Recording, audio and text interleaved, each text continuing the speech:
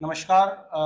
व्यक्ति को नले की समस्या हो तो नले की समस्या में ये एक्सरसाइज बहुत जबरदस्त एक्सरसाइज है और इसको प्रतिदिन अपने घर पे करें। मैं बताता हूँ कैसे इसको किया जाएगा।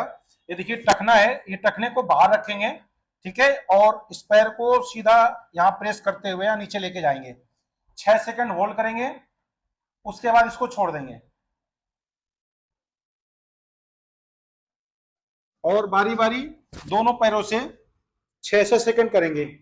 1, 2, 3, 4, 5, 6 और छोड़ देंगे। फिर